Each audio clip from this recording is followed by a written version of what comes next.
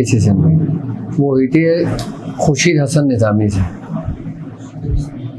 अच्छा, खुर्शीद हसन निज़ामी रहमतुल्लाह अलैह ये अभी के बुज़ुर्ग हैं। अच्छा, मियाँ हुजूर का दौर और इनका दौर एक ही है। इनका इंतहाई दौर था और मियाँ हुजूर का इब्तिदाई दौर था। इनका इंतकाल अभी सन 2000 के बाद हुआ है। इनका इंतकाल, ये बैठते थे न्यू कराची में। न्यू कराची में सेक्टर 5F है, वहाँ पे खुर्शीद हसन निज़ामी के नाम से एक बुज़ुर्ग थे, निज़ामी ख़ानदान। उन्होंने उस पर बड़ी मेहनत करी थी कि आपके मंगो पीर से काफ़ी मुरीदीन उनके थे। तो हमारे नाना, हमारे मामू, हमारे सारे जो ननियाल थे ना, वो उनके मुरीद थे, वो उनके मुरीद थे। यहाँ तक कि जब मेरे वालिद साहब की जब शादी हुई थी ना, तो मेरे नाना ने सखारा उन्हीं से निकलवाया था, खुर्शीद हसन निज़ामी साहब। तो उस वक्त उनका इंतहाई दौर था। तो उनको मैंने ख्वाब में देखा था कि उन्होंने मुझे कहा था कि तुम इय्याका नअबुदु व इय्याका नस्तईन क्यों नहीं पढ़ते। फिर बाकायदा उन्होंने मुझे तादाद बताई थी, पूरी वो बताया था। फिर मैंने जब सुबह उठा, फिर मैंने मियाँ हुजूर से इसकी तस्दीक करी थी। अच्छा, खुर्शीद हसन निज़ामी जो बुजुर्ग थे ना, उनसे मुझे 3 चीज़ों की इजाज़त हुई थी। एक इय्याका नअबुदु व इय्याका नस्तईन की, और एक दुआ हिज़्बुल बहर की, और एक दुआ ख़ास की। दुआ ख़ास की। अच्छा, हिज़्बुल बहर के भी वो सबसे बड़े आमिल थे। हिज़्बुल बहर के साहिब दावत थे वो जी, खुर्शीद हसन निज़ामी। आपने सारी ज़िंदगी हिज़्बुल बहर ही पढ़ी है। उनका तरीक़ेकार ये था, जब इशा होती थी वो अपने हुजरे में चले जाते थे, किसी से नहीं मिलते थे, किसी से नहीं मिलते थे। फिर वो अपना इबादत में रहते थे और कुछ घंटे वहीं हुजरे में सोते थे, और फजर की अज़ान होती थी, वो अपने हुजरे से बाहर आ जाते थे नमाज के लिए। उसके बाद फिर वो नहीं सोते थे। उसके बाद उनका दवाखाना था, निज़ामिया दवाखाना, जो आज उनकी औलादें चला रही हैं। फिर वो सुबह 7 बजे 8 बजे दवाखाने में बैठ जाते थे और फिर 1 बजे तक मरीजों को देखते थे अपने वो। और दुआ हिज़्बुल बहर से ही वो लोगों के इलाज मालजा करते थे। अच्छा, दुआ हिज़्बुल बहर के आमिल साहिब दावत कैसे थे, मियाँ ने उनके बारे में बताया था, उन बुजुर्ग के बारे में। अच्छा, मेरा बचपना उनकी ज़ेर सरपरस्ती में गुजरा है। अच्छा, जब मैं तकरीबन 9 साल का था, 9-10 साल का था, या 10-11 साल का होऊंगा, तो मेरी वालदा भी उन्हीं की मुरीद थी। मेरी वालदा, मेरी ननियाल उन्हीं के मुरीद थे सब। तो मेरी वालदा और मुझे और मेरे मामू को लेकर गई, तो नाना ने कहा जाओ तुमने इसको मुरीद करा के लिया उन दोनों को। तो हम दोनों 11-12 साल के थे, चले गए मुरीद होने के लिए। तो मेरी वालदा ने बोला इसको ना मुरीद कर लें अपना। मेरे साथ मेरे मामू मेरा हम उम्र था, 1 साल 2 साल बड़ा था मुझसे वो ना। अच्छा, उसको उन्होंने कहा तुम ना, उनके यहाँ होती है चांद की 18 तारीख, वो 18 तारीख चांद की करते थे हज़रत निज़ामुद्दीन औलिया महबूब इलाही की दिलबस से। आपकी तो 17 है और 18 अमीर खुसरू की थी, तो वो चांद के 18 करते थे। यानी कि 17 का दिन गुजरता था, 18वीं शब लगती थी, तो आप निज़ामुद्दीन औलिया महबूब इलाही का एहतमाम करते थे, नियाज़ का, वो बड़ा पैमाने पे करते थे वो। तो उन्होंने कहा अच्छा इसको ना नियाज़ वाले दिन भेजना। अच्छा, मैं और मेरा मामू हम लोग गए, उस वक्त रश बहुत था, तो मैं भी, हम लोग भी घुसते घुसते उनके मुरीदों में, उनके वहाँ, ये मेरी पहली खानका थी जो मैं वहाँ दाखिल हुआ था बचपने में। तो मैं और मेरा मामू हम लोग चले गए अंदर। खैर हम लोग जैसे तैसे पहुँचे, हम लोग बैठ गए। हमने बोला आपने बुलाया था कि मुरीद कर लो अपना। अच्छा, मैंने बोला, उसकी हिम्मत नहीं हुई बोलने की, तो मैंने कहा मुरीद कर लो। तो कहने लगा चलो भाग जाओ यहाँ से, मैं शैतानों को मुरीद नहीं करता। तो मैंने कहा आप ही ने तो बुलाया था। कह रहे नहीं, भाग जाओ यहाँ से, चलो जाओ।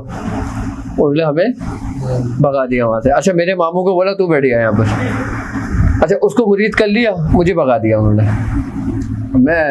मेरा मामू खुश हो गया, वो तो बड़ा चलते गया, हो गया भाई तुझे तो शैतान बोला उन्होंने कि भाग जाए थे, तू तो भाई शैतानी करता है, तू तो वो करता है। तो और मुझे तो देखो मुरीद कर लिया। अच्छा, हम रोते हुए गए घर पे। मैंने अम्मी से कहा, मेरी वालिदा भी रोती भी गई उनके बाद दूसरे दिन। कहने लगा आपने उसको, मेरे भाई को मुरीद कर लिया और इसको मुरीद नहीं करा। तो उन्होंने हाथ से उन्होंने कहा ये चला जाएगा, ये चला जाएगा, इसका हिस्सा हमारे पास नहीं है। अच्छा, इन्होंने सिर्फ इतना बोला था कि चला जाएगा, इसका हिस्सा हमारे पास नहीं, इसका हिस्सा कहीं और है। उन्होंने इतनी बात कही थी। अच्छा, मुझे आज तक उनके अल्फाज याद हैं। अच्छा, मेरी अम्मी खुश हो गई, मैं भी खुश हो गया कि हम दुबई चले जाएंगे, क्योंकि हमारे मामू दुबई और शारजा में हुआ करते थे। तो उस वक्त तो जाहिर सी बात है 11, 12, 13 साल की उम्र थी हमारी। अम्मी भी खुश हो गई, वो हम भी खुश हो गए, चलो भाई चले जाएंगे हम बाहर। तो बस कुछ अरसा गुजरा ऐसा कि फिर एक रास्ते बनते चले गए। अच्छा, हमारे जो फैमिली जो ग्राउंड था ना, मियां हुजूर के आजमाइशों में कुछ मामला ऐसे हुए थे कि जिसमें जो ना अलग हो गई थी। तो मेरी वालदा जो ना, हम बहन भाई को लेकर अपने नाना के घर चली गई थी और वालिद साहब अलग हो गए थे। उस वक्त मियां हुजूर हजरत ख्वाजा उस्मान अली शाह साहब की तरबियत में थे। नहीं, मदारी सिलसिले का सफ़र तय हुआ था, तो वो आजमाइश मियां हुजूर के ऊपर आई थी। अच्छा, हमने मियां हुजूर की, अपने वालिद साहब की ना तो कोई तस्वीर देखी थी, सिर्फ नाम सुना हुआ था। क्या? सिर्फ नाम सुना हुआ था मैंने, मियां हुजूर को नहीं देखा हुआ था, ना उनकी तस्वीर देखी हुई थी। मेरा बचपन उन बुजुर्ग के सेरे से प्रश्नों को था। मैं उनके वहाँ दवाखाने जाता था, वो दवाएं कूट लिया करते थे या पानी भरते थे, हम ये करते थे वो करते थे बस। अच्छा, हमारे गली के अंदर हमारे कज़न थे, तो वो पापा को जानते थे। अच्छा, हमारे नाना ने, हमारे घर वालों ने, तो जब रंजिशें हुई तो अच्छा उन्होंने ये कहा कि पापा को कि तुम जो ना ये रास्ता छोड़ दो जिस रास्ते पे तुम हो। कौन सा रास्ता? फकीरी का रास्ता। तो पापा ने कहा मैं ये रास्ता तो नहीं छोड़ता, मैं रास्ता तर्क नहीं करता। तो मेरे नाना ने कहा कि हमारी भी ये शर्त है कि जब तुम इसको ख़त्म करोगे तो फिर तुम आगे तुम्हारे मामला चलेंगे। तो पापा ने ये बोला कि ठीक है, मैंने अपने मामला अल्लाह के सुपुर्द कर दिए, अपने बुजुर्गों के सुपुर्द कर दिए। तो वहाँ से वो रंजिशी शुरू हुई थी। तो हमारे नाना, हमारे बड़ों ने फिर हमारे दिल में ये बिठाला हुआ था कि जो ना तुम्हारे जो वालिद थे ना, वो जादू करते थे। अच्छा, उस वक्त हमारे जादू के अंदर शौक हो गया कि भाई जादू क्या होता है ये। उस वक्त हमें पता ही नहीं था जादू क्या होता है। हमारे बचपन के अंदर ना एक ड्रामा आता था, ऐनक वाला जिन। तो उसके अंदर ना अजीब वगैरह चीज़ें दिखाते हैं। हम छोटे थे, हमारा जहन उसी तरीके से बनना शुरू हो गया था। तो हमने बोला यार हम भी ये जादू सीखेंगे, हम भी ये काम करेंगे। तो वो हमारे रिश्तेदार थे, उन्होंने बोला कि मैं तेरे बाप को जानता हूँ। तो मैंने कहा तो तुम मेरी उनसे मुलाकात कराओ ना। तो फिर रास्ते बने। अच्छा, जब मैं पापा के पास पहुंचा पहले दिन, तो पापा दवाखाने के बाहर जो टेबल डली होती है उस पर बैठते थे और 2-3 मुरीद बैठते थे। अच्छा, जो मुरीद बैठते हैं वो आज भी पापा के साथ हैं, आज भी साथ हैं, वो आज भी होते हैं। वो मजीद भाई और कामरान भाई, मजीद भाई तो आज भी हैं। अच्छा, मजीद भाई और कामरान भाई से मेरी बहुत दोस्ती हो गई थी। अच्छा, तो पापा उठ के ना टहल लगा रहे थे कि जैसे किसी का इंतज़ार कर रहे हो। तो कामरान भाई और मजीद भाई ने मुझे बताया मेरे आने के बाद कि ऐसा मामला हुआ था तुम्हारे आने से पहले। तो वो टहल लगा रहे थे पापा, तो मैं बाइक पे से उतरा, तो पापा ने मुझे देखा। तो मुझे देखे ना, पापा उतर के ना रोड की तरफ आए, खुद पापा उतर के चल कर आए। मैं बाइक से उतरा तो मुझे पापा ने सबसे पहले अल्फाज पता है क्या कहता कि तुम आ गए। मैंने कहा जी मैं आ गया। तो उन्होंने मुझे गले से लगा। मैंने कहा आप भी मेरे पापा है ना। 17 साल के बाद, यानी कि 16 साल के बाद, 16-17 साल के बाद मैंने अपने पापा को देखा। अब जब मैंने उनको देखा तो मैंने पापा से सबसे पहला सवाल पता है क्या किया था कि मुझे ये जादू सीखना है। हकीकत बता रहा हूँ मैं आपको, और ये हकीकतन कहानी है मेरी ये। तो पापा ने कहा हाँ तुम सीख जाओगे जादू, तो पहले अंदर तो आओ। तो पापा दवाखाने पे चले गए। पापा बहुत खुश, मैं अंदर चला गया। अंदर बैठा, पापा ने मुझसे कुछ बातें करी कि क्या कर रहे हो, क्या है क्या नहीं। फिर मेरे पापा से बातें, पापा बहुत खुश। पापा कहें आओ मैं तुम्हें घर पे तुम्हारी दादी और तुम्हारी अम्मी से मिलवाऊँ। मैंने कहा ठीक है चले। अब हम घर पे गए तो पापा ने घर में कदम रखा, वो फरदाना चीखना शुरू कर दिया, चिल्लाना शुरू कर दिया कि फरदाना देखो कौन आया है, फरदाना देखो कौन आया है, जल्दी आओ अम्मी जल्दी आओ देखो कौन आया है। ये पापा की खुशी थी।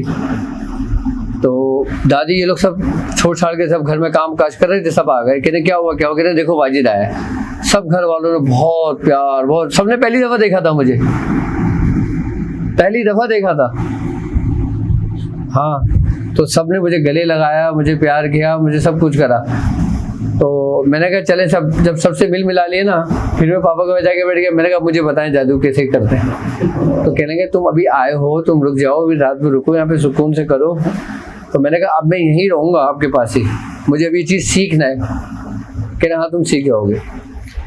अच्छा, फिर मैं दवाखाने पे पापा के साथ जाने लगा।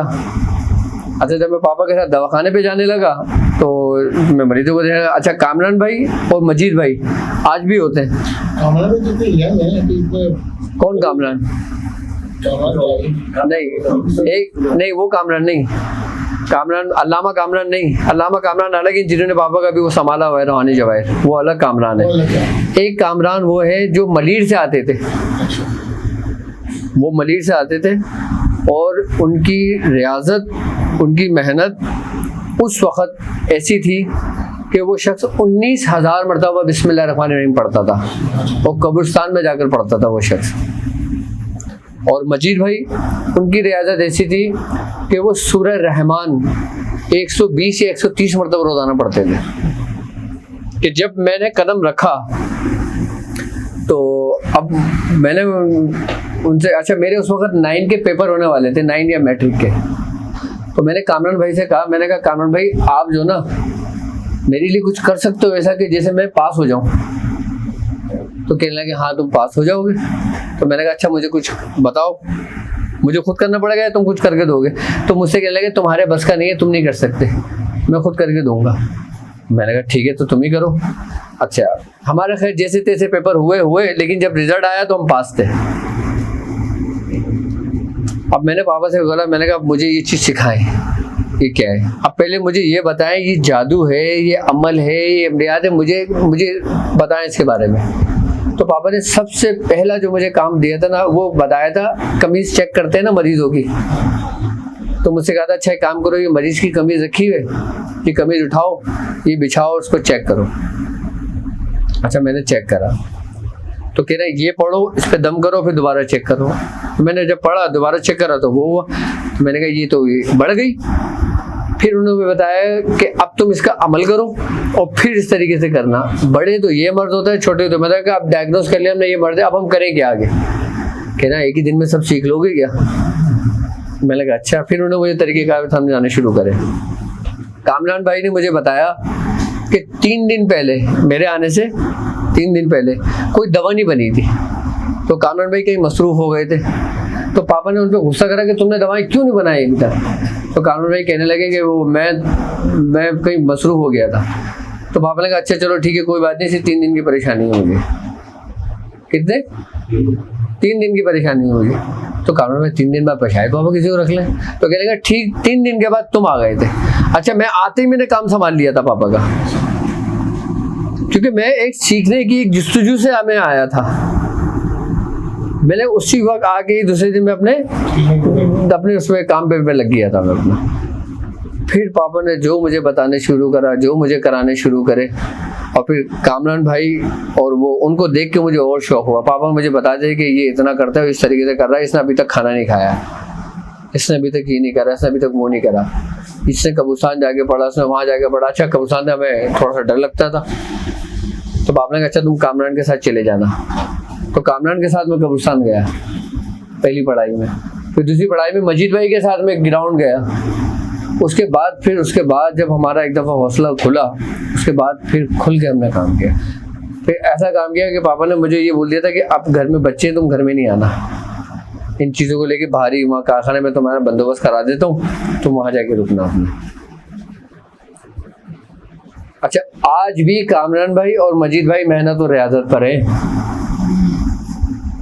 अब मुझे नहीं पता कि वो कितना करते हैं कितना नहीं करते, लेकिन मेहनत और रियाजत पे आज भी हैं वो। कितने साल पहले की बात है ये? बात मैं तुम्हें बता रहा हूँ 97-98 की। 24 साल हो गए इस बात को। अच्छा उस वक्त पापा के पास सिर्फ गिनती चुनती के लोग हुआ करते थे। फिर सबसे पहले पापा ने मुझे सूरह फातिहा का अमल बताया, और पापा ने मुझसे कहा था मस्जिद में बैठ के पढ़ना है ये। तो ईशा की नमाज में फिर हम मस्जिद चले जाया करते थे। फिर वहाँ जब ईशा की नमाज होती थी हम वहाँ से अमल पूरा करके घर आ जाया करते थे। फिर उसके बाद बढ़ते फिर डॉट की प्रैक्टिस पर आए। फिर डॉट की प्रैक्टिस में तकरीबन काफ़ी अर्सा गुजरा। फिर इसके बाद दूसरी प्रैक्टिस में दाखिल हुए, फिर तीसरी प्रैक्टिस में दाखिल हुए, फिर चौथी प्रैक्टिस में दाखिल हुए, फिर मुराकबे के अंदर दाखिल हुए, और फिर उसी तरतीब उसी तरीके के साथ फिर हाजिरी के अमल पे लेके गए। पापा ने जब सबसे पहला पर्चा मुझे पकड़ाया था ना, मुझसे कहा था अब तुमने इनसे बात करनी है। जब ये कहा था ना उस वक्त मुझे नींद नहीं आई थी, और 3 साल तक मुझे नींद नहीं आई जब तक वो मेरे साथ रहा। मतलब इतना कि जितनी जरूरत होती कि नींद पूरी कर लेता। रात भर अपनी पढ़ाई में रहते थे और सुबह अपना समय रहते थे। अच्छा, सूरह कुरैश की इजाजत मुझे सबसे पहले पापा ने दी, सूरह कुरैश की इजाजत। उसके बाद मेरे साथ पढ़ाई के दौरान जब मैं सूरह कुरैशी का अमल कर रहा था तो मेरे साथ एक मुशाहिदा हुआ था। अच्छा, मैं क्या देखता हूँ कि मैं घर पे हूँ पापा के साथ, हमारा पुराना घर बना हुआ था।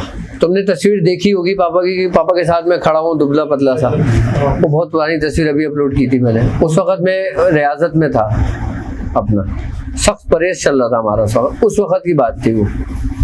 तो मैं क्या देखता हूँ कि दस्तरखान लगा हुआ हमारे घर पे, हम खाना खा रहे हैं, पापा हैं, मेरी वालदा हैं और मैं हूँ, और बस। तो दरवाजे पे ना दस्तक हुई है। अच्छा, जब दरवाजे पे दस्तक हुई तो हमारी मामा उठ के गई। उन्होंने कहा कौन? तो उन्होंने कहा कि वाजिद अंदर है ना, उसको बाहर बुलाए। तो हमारी वालदा ने ना कहा वो बाहर ही निकला है। उन्होंने गर्दन बाहर निकाली और उन्होंने सीधे हाथ की तरफ इशारा किया, इस तरफ गए। तो वो बुजुर्ग उस तरफ जाने लगे, वो शख्स उस तरफ जाने लगा। तो वो अंदर आई, उन्होंने मुझे देखा, उन्होंने कहा तुम तो खाना खा रहे हो बाहर, वो जमालुद्दीन जानेमन जुम्मन जन्नती तुम्हारे लिए आए थे पूछने के लिए। तो मैंने कहा अच्छा, मैं फौरन निकल के भागा।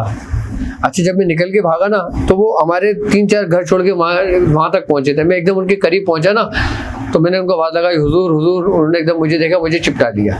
किसने? हज़रत शेख जमालुद्दीन जानेमन जुम्मन जन्नती। तो उन्होंने कहा तू मेरा है, तू मेरा है, तू मेरा है। मैंने कहा नहीं, मैं अपने पापा का हूँ, कि मुझे छोड़ दो, मैं अपने पापा का हूँ, मैं उनसे ये कह रहा हूँ। कहने लगे नहीं तू मेरा है। मैंने कहा नहीं, मैं अपने पापा का हूँ, मुझे छोड़ दो। ये हुआ। फिर इसी ही दौरान फिर लाल शहबाज कलंदर का हुआ कि उनको भी इसी तरतीब से देखा कि वो दरवाजे पे आए और जब वो बाहर निकले और मैं निकला, उन्होंने मुझे सीने से चिपटा लिया और कह रहे तू मेरा है। तो मैंने कहा नहीं, मैं अपने पापा का हूँ। मैंने इन 2 बुजुर्गों से कहा कि नहीं, मैं अपने पापा का हूँ, आपका नहीं हूँ। तो उन्होंने कहा नहीं तू मेरा है। तो फिर मुझे सूरह कुरैश की इजाज़त हज़रत शेख जमालुद्दीन जानेमन जुम्मन जन्नती से भी हुई थी। हमारे सिलसिले मदारिया ख़ानदान के अंदर से जमालुद्दीन जानेमन जुम्मन जन्नती रहमतुल्लाह अलैह सूरह कुरैश साहिब दावात गुजरे। सूरह कुरैश की भी बहुत बड़े आमिर गुजरे। सर कितने बुजुर्ग ऐसे हैं जो साहिब दावात, उसकी जो आपकी फिंगर टिप्स पर? देखो, हर साहिब दावात बुजुर्ग हर दौर में रहे। इस वक्त के जो साहिब दावात बुजुर्ग है ना, वो मजलूम है। जब तो ये हालात हुए में दुनिया के।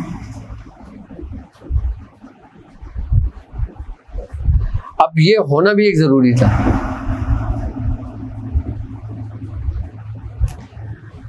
हम पढ़ते हैं ली इलाफे कुरैश, क्या मतलब है कि हमने उन्हें मानूस किया या मेल दिया या मोहब्बत दी। ठीक है, अब इस टुकड़े को समझना, खाली किसने दी मोहब्बत? तुम्हारे रब ने। ठीक है। अच्छा, मोहब्बत क्या है? मोहब्बत ईमान, यानी अल्लाह और उसके रसूल की मोहब्बत तुम्हारे दिलों में है। ठीक है। सूरह कुरैश को ही क्यों चुना? इस दौर के हिसाब से मैं बात कर रहा हूँ अभी आपसे, जो दौर चल रहा है कि जिस वक्त मौजूदा हालात में हम दाखिल हैं, कि हमने तुम्हें मेल दिया। अब जो शख्स सूरह कुरैश की रस्सी को मजबूती से थामता है वो इस पे साबित कदम रहता है। किसमें? इनकी मोहब्बत में। आई बात समझ में? अब जब मोहब्बत में साबित कदम रहता है तो उसके साथ आगे के रास्ते उसके लिए हमवार होते हैं, खुलते हैं। अगर हम सिर्फ इस आयत को लें, ली इलाफे कुरैश को, तो इसका ताल्लुक खाक से है। चारों अनासिर की तस्खीर इसमें मौजूद है। इन चारों आयतों का ताल्लुक चारों अनासिर से है, यानी कि आग, हवा, मिट्टी और पानी। तो हर आयत का ताल्लुक अलग अलग अनासिर से है। जो सूरह कुरैश की जो पहली आयत है उसका ताल्लुक किससे है? खाक से है, यानी खाक यानी मट्टी। अब इंसान किसके लिए बना है? इंसान को अल्लाह ताला ने किससे बनाया है? मट्टी से बनाया है। तो फरिश्तों को बनाया अपनी इबादत के लिए, दूसरी मखलूकात को बनाया अपनी इबादत के लिए, लेकिन इंसान को बनाया तो किसके लिए बनाया? कि वो पहचाना जाए। पहचाना किस सूरत में जाता है? कि जब उसके कल्ब में उसमें मोहब्बत होती है। यानी मोहब्बत किसके हिस्से में आई? खाक के हिस्से में आई, इंसान के हिस्से में आई। अच्छा, फरिश्तों को मोहब्बत और इसका नहीं पता, जिन्नातों को मोहब्बत और उसका नहीं पता, जिस तरीके से नफ्स फरिश्तों में नहीं है। अच्छा, फरिश्तों को अल्लाह ताला ने बनाया सिर्फ इबादत के लिए। जिन फरिश्तों को जिन जिन कामों के लिए अल्लाह ताला ने बनाया ना, वो सिर्फ उसी काम में लगे हुए, बाकी किसी और काम से वो बिल्कुल गाफिल है। उनको पता ही नहीं कि दूसरा काम है क्या। यानी कि एक फरिश्ते को अल्लाह ताला ने बनाया कि तुमने सिर्फ मुझे नामा अमाल लिखना है, उसका कोई दूसरा काम है ही नहीं। तो नामा अमाल लिखने में उसको मोहब्बत मिलेगी नहीं मिलेगी? उसका कोई ताल्लुक ही नहीं है। इंसान के हिस्से में मोहब्बत और नफ्स आई, और बाकी किसी में भी नहीं है, किसी मखलूक में भी नहीं है ये। आई ना बात समझ में? अब फरिश्तों को जिन जिन कामों के लिए अल्लाह ताला ने बना लिया, वो सिर्फ अपने काम सर अंजाम दे रहे हैं। किसी को सजदे में है तो वो सजदे में है, कोई कयाम में है तो वो कयाम में है, कोई किसी काम में मसरूफ है तो वो किसी काम में लगे हुए हैं। लेकिन ये इंसान है जो हर काम भी कर रहे हैं और मोहब्बत भी कर रहे हैं और मोहब्बत से गाफिल भी है। मोहब्बत से गाफिल भी है। तो ये जो खाक का आंसर है, ये आपकी पहली आयत है ये इसकी। अच्छा, अब तुम्हारा सबसे बड़ा दुश्मन कौन है? शैतान। और बाकी अगर दुश्मनों की बात करते हैं जो दुनियावी एतबार से हम देखते हैं, तो वो यहूद और नसारा है, और दूसरे मज़ाहिब के लोग हैं, और दूसरे जो करते हैं। जिसको अल्लाह ताला ने कुरान में कह दिया कि ये यहूदी और नसारा तुम्हारे दोस्त नहीं हो सकते। अच्छा, अब इन्होंने तुम्हारे खिलाफ हमेशा से साजिशें की हैं। यहाँ तक कि अगर सरकार दो आलम सल्लल्लाहु अलैहि वसल्लम की सीरत का मुताला करें और आपकी हयात मुबारक को देखें, इस्लाम के अंदर जितनी भी जंगें हुई हैं ना, वो सारी किसी न किसी साजिश के तहत हुई हैं। बिना साजिश कोई भी जंग नहीं हुई। यानी कि यहूदियों में आपस में कुछ ऐसी साजिशें करी, लोगों को उकसाया, कुफार को भी और मुसलमानों को भी, कि जिसका नतीजा क्या हुआ? जंग। और फतह किसको नसीब हुई? हक को। यानी कि साजिशें शुरू से चलती हुई आ रही हैं। अच्छा, इनको पता है कि हम सब कुछ कर सकते हैं, इनको अपना गुलाम बना सकते हैं, इनको दौलत दे सकते हैं, इनको ऐश दे सकते हैं, इनको इशरा दे सकते हैं, इनको अपनी औरतें दे सकते हैं, इनको सब कुछ कर सकते हैं और ये ले लेंगे। लेकिन हम इनके दिलों से सरकार दो आलम की मोहब्बत नहीं निकाल सकते। मुसलमान कितने ही क्यों ना हो जाए, लेकिन उनकी मोहब्बत उनके दिलों में रहती है। जो ईमान का एक आखिरी जर्रा उसके दिल में कायम रहता है, उसके अंदर कायम रहता है, जो उसकी शिफात और उसकी निजात का बाइस होगा। अब अगर मैं यहूदियों की बात करता हूँ, तो यहूदियों के अंदर जो जादू है, जो कबाला जादू है, ये अभी से नहीं है, ये शुरू से चला आ रहा है। आई बात समझ में?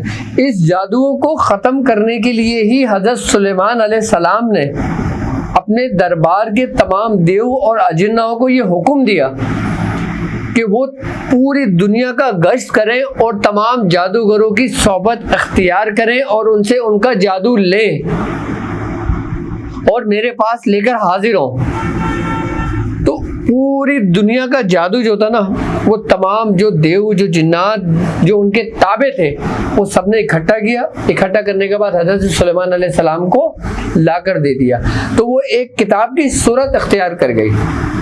अब आपने क्या करा, उसको खत्म करने के लिए उस किताब को अपने कुर्सी के नीचे दबा लिया, अपने तख्त के नीचे दबा लिया। जब आपने अपने तख्त के नीचे दबाया और तमाम शयातीन और जब जादू वहां से खत्म होने लगा, आपने जब जादू लेकर आए थे ना किताब में, तो सबसे पहले हजरत सुलेमान अलैहिस्सलाम ने अल्लाह रब्बुल इज़्ज़त की अता से सबसे पहले उसके इस्तिदराजी कुव्वत के जो तसर्रुफात थे ना उसको ख़त्म किया था। यानी कि जिस तक जो मौजूद था ना वो उस तक था, उसके बाद जो उसके इस्तिदराजी कुव्वतें थी ना उसको ख़त्म कर दिया था। किसने? हजरत सुलेमान अलैहिस्सलाम ने। तब जादू कम हो गया था और सारी जो ना आपने अपनी कुर्सी के नीचे, अपने तख्त के नीचे दबा लिया था। अच्छा, यहूदी आपको जादूगर समझते थे, आपको नबी नहीं मानते थे, उन्होंने आपको नबी तस्लीम नहीं करा था। आपकी नबूवत के दलील और आपके नबूवत की गवाही तो सरकारे दो आलम ने आकर दी थी। यहूदी आपको जादूगर समझते थे। सरकारे दो आलम सल्लल्लाहु अलैहि वसल्लम के माबूस होने से पहले आप लोग इनको जादूगर समझते थे। अच्छा, जब आपकी वफात हुई तो आपकी वफात जब होने के बाद जो शरीर जिन्नात थे ना, जब वो उनके तसर्रुफ से आज़ाद हुए तो उन्होंने उस किताबों के कुछ औराक निकाल लिए और कहा कि देखो हज़रत सुलेमान अलैहिस्सलाम माज़अल्लाह इस जादू की वजह से, इस जादू की उससे हुकूमत किया करते थे तमाम जिन्नों इंस पर। तो उन्होंने गुमराही करना शुरू कर दी थी, यहाँ से उनका बिगाड़ पैदा हुआ था। अच्छा, उसमें जो जादू था ना वो 3 तरह का था उन किताब में जो हज़रत सुलेमान अलैहिस्सलाम ने महफूज रखी थी। वो 3 इक़साम का जादू पता है क्या था?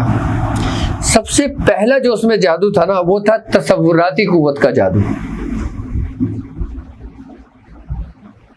किसका? तसव्वुराती कुव्वत का जादू था। दूसरा उसमें तुलस्मात थे। तीसरा उसमें लफ्जानी अल्फाज थे, लफ्ज थे, यानी कि इबारतें थी। ये 3 इक़साम का जादू उसमें मौजूद था और ये फिर वहां से आज़ाद हो गया। अच्छा, होने के बाद फिर जो यहूदी थे ना उन्होंने इसको अपने कंट्रोल में करा था। फिर इन्होंने अपना मरकज बनाया कहाँ पर? हैकल सुलेमानी में। कहाँ बनाया? हैकल सुलेमानी में, जो बैतुल अक़दस के इर्द गिर्द की जो तबरुकात, जो बरकतें हैं वहाँ पे, जिसका जिक्र कुरान में। अच्छा, वहाँ पे कहते हैं कि ताबूत सकीना और कुछ हज़रत सुलेमान अलैहिस्सलाम की और हज़रत मूसा अलैहिस्सलाम की, बनी इसराइल की जो अंबिया कराम है उनके तबरुकात उस जगह पे मौजूद है। इन्होंने सबसे पहले यहूदियों ने अपना मरकज उसी जगह पे कायम किया था, लेकिन जब इनका जवाल आया था तो ये वहाँ से भागे थे। वहाँ से भागकर इन्होंने फिर दूसरा जो अपना मरकज बनाया था ना, आपने तारीख अगर पढ़ी हो 300 साल अगर आप पीछे जाते हो, कितने साल? 200-300 साल पीछे जाते हो, तो इन्होंने जर्मन के अंदर अपना वो बनाया मरकज दूसरा। कहाँ बनाया? जर्मन में, जर्मनी में बनाया। और जर्मन लोगों को इन्होंने बाकायदा अपनी तसव्वुराती कुव्वत से तस्खीर किया। किसके जरिए?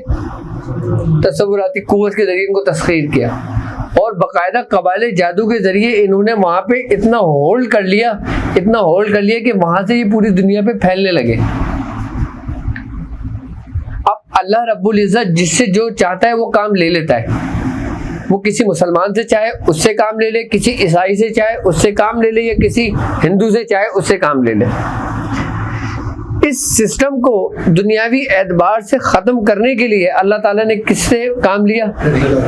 ईसाई से। उनको इनके ऊपर नाजिल कर दिया एक अजाब की सूरत में। उसने इनका खात्मा शुरू कर दिया। उसने इनको सबको गिन गिन चुन चुन के ख़त्म करा। क्यों करा था? कोई इक़्तिदार था क्या? तो ज़ाती बैर था क्या? दुश्मनी थी क्या? जी, इनको ख़त्म करना शुरू कर दिया। अच्छा, जब यहूदियों को समेटना शुरू किया ना, तो यहूदियों के बाद जो कुछ तबर्रुकात इनके पास रह गए थे कि जिनकी वजह से ये लोग बाकायदा हुकूमतें चलाते थे और जिसको ये लोग मिसयूज़ करते थे। अब रूहानियत की एक तबर्रुकात एक चीज़ है अगर आप इसको इस्तदराजी कुव्वत के साथ इस्तेमाल करते हो ना, तो उसकी नेगेटिविटी, उसके नेगेटिव असरात दुनिया के ऊपर पड़ते हैं। ये चीज़ तो अच्छी है, तबर्रुक क्या, जैसे हज़रत सुलेमान अलैहिस्सलाम की कमीज़, जैसे हज़रत सुलेमान अलैहिस्सलाम की अंगूठी, नेक है ना, मोतबर है ना, तबर्रुक है ना, उसमें तजल्लियात इलाही है ना। अब उसको जब आप मिसयूज़ करोगे, जब अपनी इस्तदराजी कुव्वत, तसव्वुराती कुव्वत उस पर डालोगे, देखो हर कुव्वत की एक अहमियत, एक हकीकत होती है, उसका असर होता है।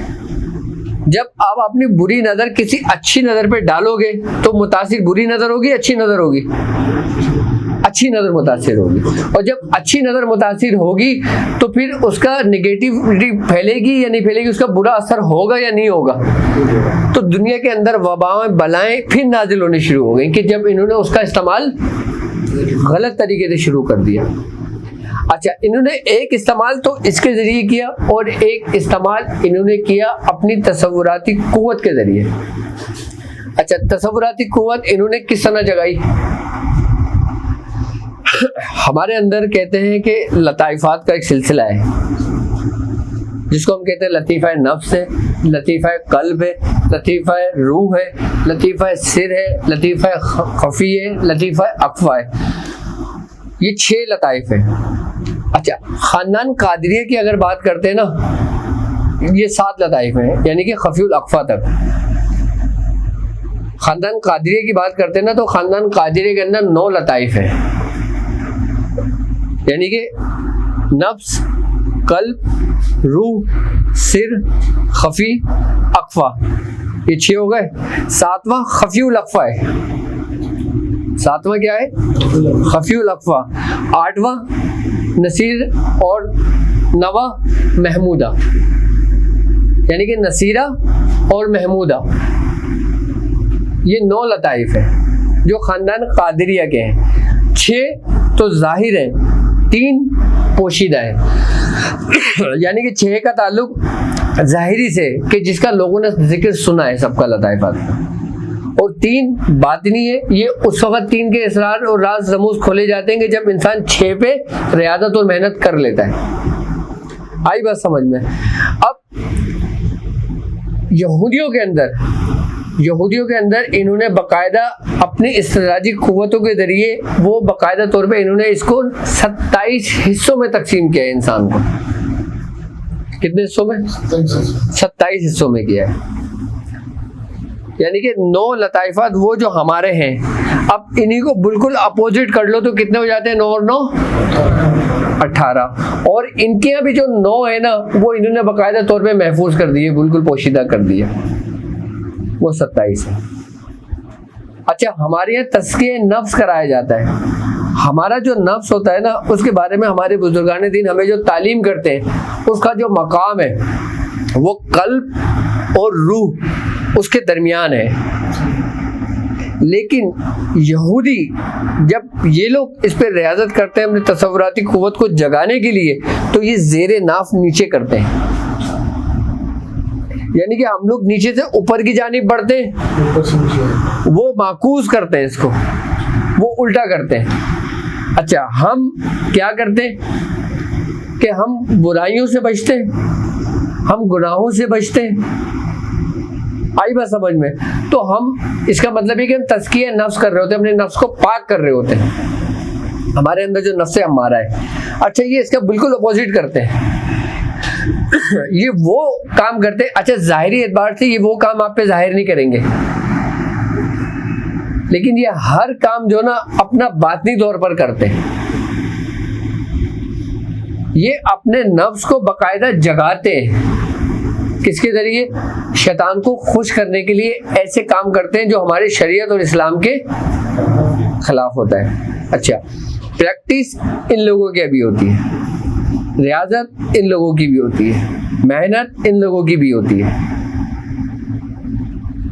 अच्छा, कबाला के अंदर ये लोग इसी तरतीब के साथ जब रियाजत और मेहनत करते हैं तो ये लोग नीचे से अपनी माकूस तरीके से ये लोग तरक्की करते हैं, यानी कि शैतान इनका हामी हो, इनका मददगार होता रहता है और हमारे ऊपर की जानिब बढ़ते हैं। अच्छा, इन लोगों ने जब जर्मन को अपना मरकज बनाया, आई बात समझ में, तो जब इनका वबा बला इनका जब इनके ऊपर मुसीबत के पहाड़ टूटे, जब इनके खात्मे का वक्त करीब आया, तो अल्लाह तबारक ताला ने इन्हीं के ज़रिए ही इन्हीं लोगों को ख़त्म किया।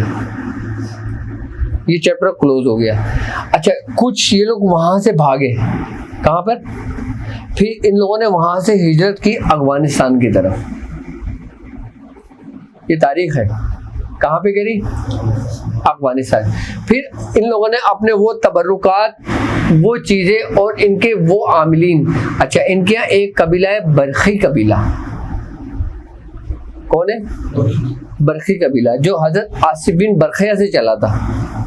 लेकिन बरखिया कबीले के अंदर कुछ लोगों के में गुमराही हो गई थी, उन्होंने उसी तसर्रुफात को मिसयूज करना शुरू कर दिया था, कि जो फिर इन्हीं शैतान के मातेहत हो गए। जो इनके मातेहत कहलाए वो बरखी लोग कहलाए। बरखी लोगों ने, बरखी कबीले ने फिर अपने अफगानिस्तान के अंदर अपना मरकज बनाया, जो तीसरा मरकज बना था। और ये पहाड़ों के दरमियान कुछ कोहे ऐसी हैं, जो गार हैं, कि जिसके अंदर ये लोग अपने वो मामलात कर रहे हैं, जिसको ये लोग बाकायदा तौर पे जगा रहे हैं। अच्छा, ये अपना एक अंजाम देख चुके हैं कि हमने इसके ज़रिए मुसलमानों को नुकसान पहुंचाने की कोशिश की, हम नुकसान पहुंचा नहीं सके। अगर तुम जादू के ज़रिए किसी मुसलमानों को नुकसान पहुंचाओगे तो आप उसमें कामयाब नहीं हो सकोगे, उसमें कामयाब क्यों? क्योंकि हक और बातिल की झगड़ा है, जंग है। हक और बातिल की जंग में नुकसान किसका है? बातिल का। खत्मा किसका है? बातिल का। जीत किसकी है? हक की है। इसलिए ये लोग अच्छी तरह समझते हैं कि हम जादुओं के जोर पर, हम अपनी शैतानी कुव्वतों के जोर से हम इन मुसलमानों को नुकसान नहीं पहुंचा सकते। अब हमने कोई दूसरा मंसूबाबंदी करनी है। अब दूसरा मंसूबाबंदी क्या करनी है? हमने दूसरा मंसूबाबंदी ये करनी है कि हमने इनके अंदर से वो चीज़ ख़त्म करना है जो सूरह कुरैश की पहली आयत में, कि और हमने इन्हें मेल दिया, यानी मोहब्बत। अच्छा, मोहब्बत को आप डायरेक्टली ख़त्म नहीं कर सकते। उसको ख़त्म करने से पहले आपने इंसान के अंदर से हया ख़त्म करनी है। क्या ख़त्म करनी है? हया ख़त्म करनी है। अब वो हमारे अंदर से हया ख़त्म कर रहे हैं। अब आप देख लो कि इंटरनेट, केबल, फिल्में, ड्रामे, मूवियाँ, 40% तो आपके अंदर से ख़त्म की जा चुकी है, लेकिन 60% आपको ये शऊर है कि आपकी माँ है, या आपकी बहन है, या आपकी बीवी है, या आपकी बेटी है। अभी आपको ये सेंस है, ठीक है। जबकि 40% ख़त्म हो चुकी है। 40% क्यों ख़त्म हो चुकी है? कि हम अगर ज़ाहिरी नहीं करते तो हम छुप कर करते हैं। हम ज़ाहिरी नहीं करते तो छुप कर करते हैं, इसलिए 40% ख़त्म हो गए। 60% क्यों रह गई है? क्योंकि हमारे दिल में एक डर है। आई ना बात समझ में? अब जो 60% जो ख़त्म होना है ना, ये किस सूरत में ख़त्म होना है? अब तुम्हारे अंदर एक सेंस है, एक हिस्स है। समझना मेरी बात, मैं खुलकर नहीं कहूँगा, लेकिन मैं समझाऊंगा कि तुम समझ जाओगे कि तुम अपनी माँ को पहचानते हो, अपनी बेटी को पहचानते हो, अपनी बहन को पहचानते हो। ये तुम्हारी एक हिस्स है। अब इस हिस्स का ताल्लुक किससे? हमारे सेंस से, हमारे सेंसेस से, हमारे दिमाग से। अब उसके बाद इन्होंने हमारा पर दूसरा अटैक किया, किसके जरिए? नशा आवर चीजों के जरिए। अब जब नशा आवर चीजों के जरिए अटैक किया, जब इंसान नशे में होता है तो उसके अंदर सेंस खत्म हो जाते हैं कि कौन सी माँ है उसकी, कौन सी बहन है, कौन सी बेटी है उसकी। अच्छा, अब जब हम नशे की सूरत में जब वो ये कहते हैं कि हम नशे की सूरत में मुसलमानों पे मुलव्वस करते हैं, तो इससे 25% लोग मुतासिर होते हैं। 75% फिर भी लोग बच गए। लेकिन एक एक्सपेरिमेंट इनका कामयाब हो गया, क्या? कि हम इनके जरिए, इन नशा आवर दवाओं के जरिए हम इनके सेंसेस को कंट्रोल कर सकते हैं। तो उन्होंने कहा अच्छा, अब ये हर समझदार बंदा तो नहीं करेगा, अगर आपके सामने कोई नशे की चीज लाई जाएगी, आप उसका इस्तेमाल नहीं करोगे, कभी भी नहीं करोगे आप उसका इस्तेमाल, हरगिज नहीं करोगे आप इसका इस्तेमाल। ठीक है, अब इन्होंने एक्सपेरिमेंट करा कि इंसान के सेंसेस इस चीज से खत्म होते हैं। अब ये लोग फिर और दौरे जदीद की तरफ चले गए। अब इन्होंने मुख्तलिफ चीजें बनाने शुरू कर दी हैं। ऐसा कुछ भी नहीं होगा कि जो लोग कह रहे हैं ना कि हमारे अंदर ये लोग चिप डाल देंगे, हमारा डेटा चला जाएगा, हमारे अंदर ये हो जाएगा, हमारे अंदर वो हो जाएगा, ऐसा कुछ भी नहीं होगा। कोई चिप नहीं है, कोई डेटा नहीं है, कोई कुछ नहीं है। आई बात समझ में? कुछ भी नहीं होगा। लेकिन मेरे उस पॉइंट को समझना कि जो मैं समझाने की कोशिश कर रहा हूं, कोई चिप नहीं है, कोई कुछ नहीं है, कोई टेक्नोलॉजी नहीं है, ये सिर्फ और सिर्फ मेडिकल एक्सपेरिमेंट है।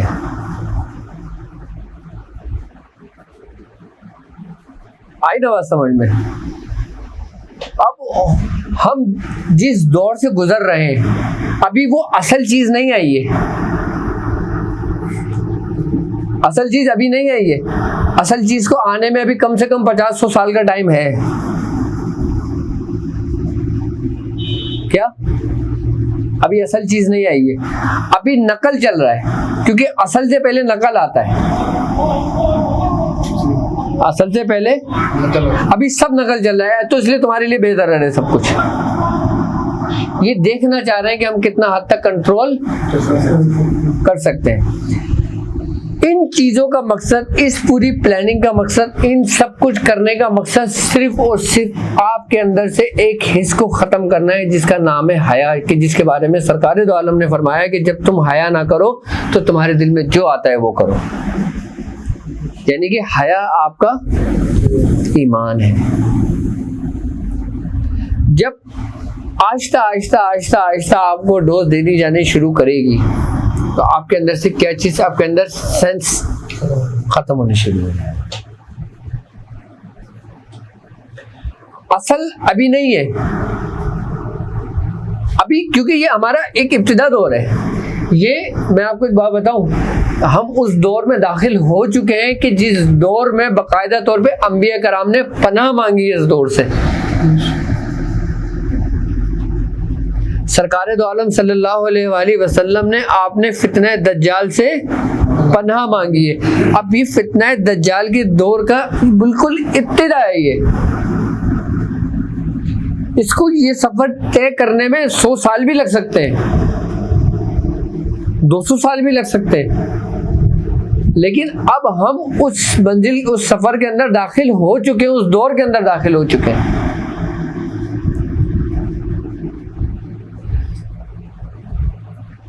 क्योंकि जब तक तुम्हारे अंदर से ये तमाम सेंस खत्म नहीं हो जाते, तमाम हिस्स खत्म नहीं हो जाती, उस वक्त तक असल चीजें नहीं आनी है।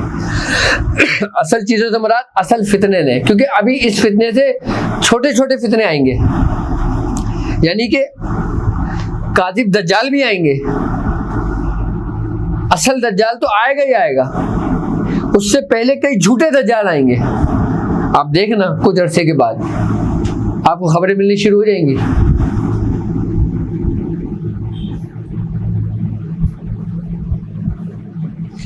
इस फितने से इसीलिए पनाह मांगी गई है कि ये वो फितना है कि इसमें इंसान के अंदर से वो सेंसेस सब खत्म हो जाएंगे, कि जो इंसान को तमीज़ करता है कि ये इसकी माँ है, ये इसकी बहन है, ये इसकी बेटी है, ये हक है और ये बातिल है। और तुम्हारा माइंड ऐसे डाइवर्ट हो जाएगा कि तुम अपनी जिंदगियां बचाने के लिए बाकायदा उसमें हीले निकालोगे और तुम लोगों को बताओगे कि सरकार दो आलम सल्लल्लाहु अलैहि वसल्लम ने फरमाया है कि जान बचाना हम पर, कि पहले जान बचाओ बाद में दिन बचाओ। लोगों ये कौन से हो जाएगा लोगों का सल्लल्लाहु।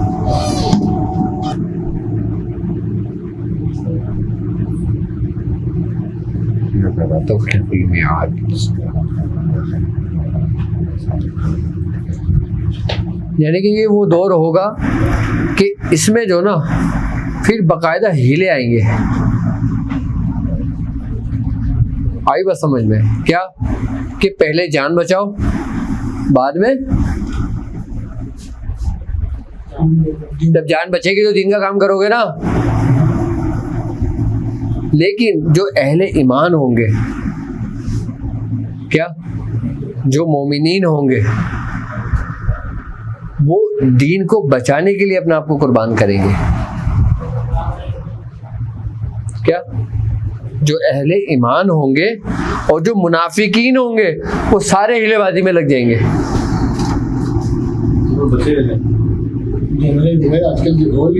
तो अल्लाह ताला कुरान में कहता है ना कि वो आयत है ना, कौन सी, वलिल आखिरत खैरुल लका मिनल ऊला,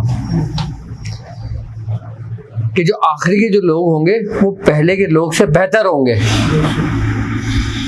यानी कि पहले के लोगों ने जो कुर्बानियाँ दी हैं, जो मुशक्क़त तकलीफ उठाई हैं, वो दीन को कायम करने के लिए उठाई हैं। और जो आखिरी के जो लोग जो मुशक्क़त जो तकलीफें उठाएंगे, जो कुर्बानियाँ देंगे, वो दीन को बचाने के लिए देंगे। और जो दीन को बचाने के लिए कुर्बानी देगा वो एक आला कुर्बानी होगी। कुर्बानी होगी या शहादत के लिए?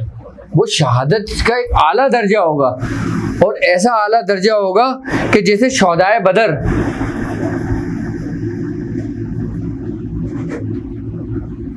ऐसा दर्जा होगा। फिर दीन जो ना, सरकार दो आलम सल्लल्लाहु अलैहि वसल्लम की हदीस है, आपने फरमाया कि आखिरी वक्त में दीन सिर्फ गरीबों में जिंदा रहेगा। किस में आ जाएगा? गरीबों में आ जाएगा। अब थोड़ा सा इस हदीस को समझ लें। अब आपने क्या फरमाया? दीन गरीबों में रह जाएगा। यानी कि गरीब तबके के जो लोग होंगे वो इन वबाओं से, इन बलाओं से, इन मुसीबतों से, इन दुनियावी ख्वाहिशात से दूर होंगे, उनसे महफूज होंगे। तो दीन उनके सीनों में जिंदा रह जाएगा। बाकी हर शख्स इस फितने का शिकार होगा। भाई फितने तो हर दौर में रहे ना, नहीं पनाह मांगी गई। लेकिन ये कौन सा फितना है जो हज़रत नूह अलैहिस्सलाम भी उससे पनाह मांग रहे हैं, हज़रत इब्राहिम अलैहिस्सलाम भी उससे पनाह मांग रहे हैं, हज़रत मूसा अलैहिस्सलाम भी उससे पनाह मांग रहे हैं, हज़रत ईसा अलैहिस्सलाम भी उससे पनाह मांग रहे हैं। खुद सरकार दो आलम सल्लल्लाहु अलैहि वसल्लम ने पनाह मांगी है।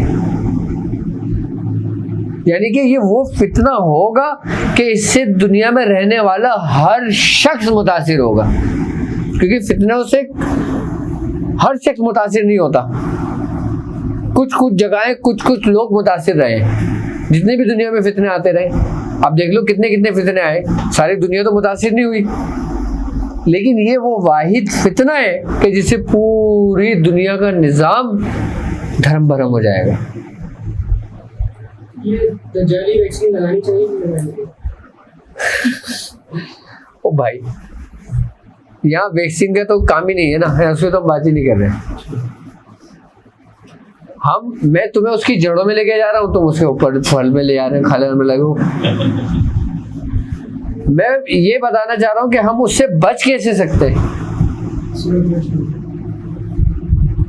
सूरह, अच्छा, जब आपके अंदर ये हिस्स खत्म होगी, आपके अंदर से मोहब्बत खत्म हो जाएगी, और मोहब्बत खत्म हो जाएगी तो फिर आपकी हालत और आपकी कैफियत पता है क्या होगी? फिर जब लोग तुमसे पूछेंगे ना कि यार तुम ये काम गलत कर रहे हो, कि ये सरकार दो आलम सल्लल्लाहु अलैहि वसल्लम ने आपने मना फरमाया है, तो उस वक्त लोग पता है क्या कहेंगे कि यार छोड़ो ये पुरानी बातें, आज के दौर की बात करो। माज़अल्लाह, कि अल्लाह ताला ऐसे वक्त और ऐसे फितने से महफूज रखे। कि लोग फिर ये कहेंगे कि जिस तरह आज तुम्हें कोई किसी बुजुर्ग के बारे में कोई बताता है, आज की न्यू जनरेशन क्या कहती है, तुम ये दकियानूसी बातें करते हो। अभी 40% इस खत्म हुई है तो आप दकियानूसी बातों पे आ गए, आपकी औलादे। अब समझना इस नुक्ते को कि आपके घर वाले अगर बोलते हैं कि बेटा रात के शाम के टाइम बगैर दुपट्टे के सर से नहीं निकलो बाहर, तो आज की बच्ची क्या बोलती है कि अम्मा तुम पुरानी बातें करती हो। वो उस दौर में होता था जिस दौर में जंगल था, अब तो पूरी आबादी है। हीले निकाले ना। जबकि बुजुर्गों की हकीकतें थी। तो अभी हमारे अंदर 30-40% ये हिस्स खत्म हुई है, तो हमारा ये हाल हुआ यहाँ तक। और जब आपके अंदर 99% खत्म कर दी जाएगी, उसके बाद आपका क्या हाल होगा? आप किसी को पहचानोगे? फिर वो दौर होगा कि जिसके बारे में सरकारे दो आलम सल्लल्लाहु अलैहि वसल्लम ने फरमाया है कि मारने वाले को नहीं पता होगा कि वो क्यों मार रहा है, और मरने वाले को नहीं पता होगा कि वो क्यों मर रहा है। पता होगा? अब लोग कहते हैं ना कि चिप के जरिए कंट्रोल होगा। चिप के जरिए, भाई चिप के जरिए कोई चीज कंट्रोल नहीं होगी। तुम खुद एक चिप हो। उनके पास इतना टाइम थोड़ी है वो जो दुनिया की आबादी को कंट्रोल करेंगे। उनको पता है कि किन किन मज़ाहिब के लोगों को किस तरह कंट्रोल करना है।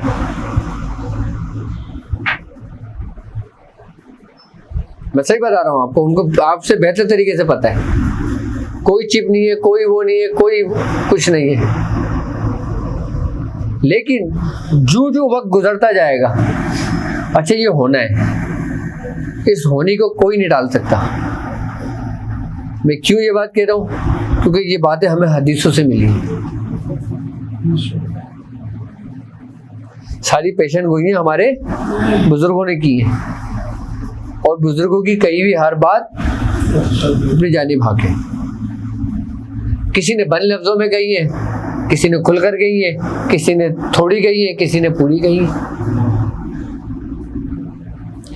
अब जो लोग सूरह कुरैश पढ़ने वाले होंगे, और जो लोग सूरह कुरैश पढ़ने वाले होंगे और उस पे इस्तकामत होगी, उनकी औलादों में सूरह कुरैश पढ़ने वाले मौजूद होंगे, तो फिर वो हर मुज़ी अमराज से महफूज रहेंगे। चाहे वो खस्ता हालत में आ जाए, चाहे वो मुफलिसी की हालत में आ जाए, चाहे वो किसी भी कंडीशन में चले जाएं, लेकिन ईमान उनमें मौजूद होगा।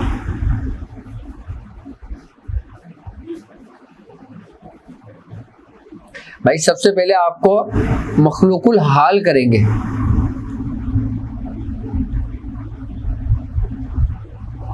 सबसे पहले आपके वसाइल खत्म करेंगे।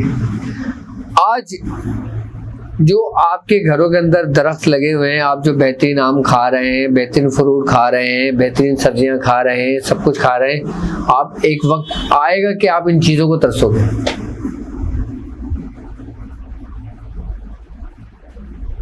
एक वक्त आएगा कि आप इन चीजों को तरसोगे, इन जायकों को तरसोगे।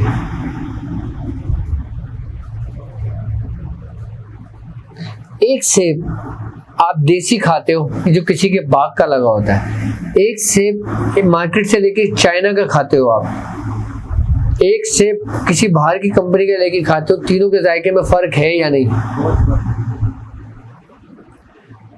दिखने में चाइना का सेब कितना खूबसूरत है, लेकिन जब उसको तोड़ोगे तो भूसा, और खाओगे तो जायका नहीं। देसी सेब की शक्ल ही बिगड़ी होगी, उसमें मक्खियों ने इतनी पोटियां की होंगी कि वो उसमें सही तरीके से नजर भी नहीं आएगा। वो आप उसको धोगे, साफ करोगे अच्छी तरीके से, उसको खाओगे, उसमें जायका होगा। क्यों? क्योंकि वो देसी तरीके से लगा है और ये मसनूई तरीके से लगा है। मसनूई तरीके से लगा है तो मसनूई बीज से लगा होगा। मसनूई बीज जो बना है वो फिर मसनूई तरीके से एक लैब में तैयार हुआ है, और जब लैब में तैयार हुआ है, जब 2-3 चीज़ों को कॉम्बिनेशन हुआ है, अब जब 2-3 चीज़ों को कॉम्बिनेशन हुआ है तो उसमें कुछ अच्छी भी है और कुछ बुरी भी है। यानी कि कोई एक्शन भी रखेंगे और जो रिएक्शन रखेगी वो आपकी इसको ख़त्म करेगी। आप कहीं से नहीं बच सकते। आप ना लगवाओ वैक्सीन, आपको जरूरत भी नहीं है वैक्सीन लगवाने की।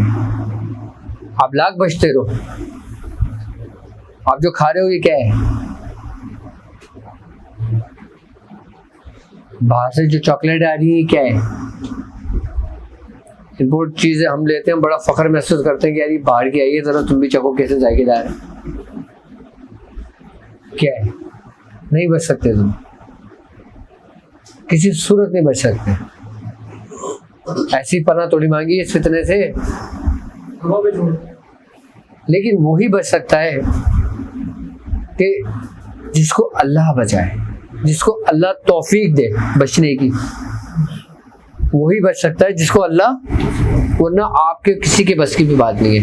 आज हम यहाँ बड़ी बड़ी बातें कर रहे हैं, हम लोग भी नहीं बच सकते उस वक्त तक जब तक अल्लाह हमें तौफीक ना दे।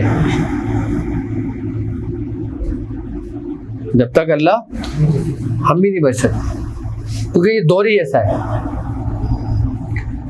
तुम्हारा दौर इतना खतरनाक नहीं है,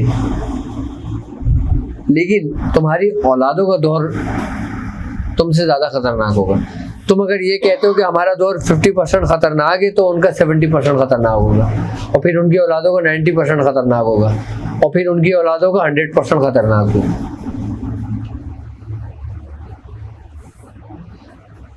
हो सकता है हम वो लोग हो तो 50% में हो सकता है हम वो लोग हो तो 70% में हो सकता है हम वो लोग हो जो 90% में हो। हम हैं तो इन्हीं परसेंट में ना। ये मैंने आज के दौर की तुम्हें बात बताई है कि सबसे पहले तुम्हारे अंदर से क्या खत्म करेंगे। जब तुम्हारे अंदर से हया की हिस्स खत्म करेंगे तो तुम्हारे अंदर ऑटोमेटिक एक शहवत की हिस्स जाग जाएगी। भाई किसी की जगह कोई तो लेगा ना। जब हया खत्म होगी तो इंसान के अंदर बेहयाई हो जाएगी। जब बेहयाई हो जाएगी तो इंसान के अंदर शहवत का गलबा हो जाएगा, और जब इंसान के अंदर शहवत का गलबा हो जाएगा तो उसको फिर इस चीज़ की तमीज़, इस चीज़ की हिस्स नहीं होगी कि ये उसकी बेटी है या उसकी माँ है या उसकी बहन है या उसकी बीवी है या कोई गैर औरत है।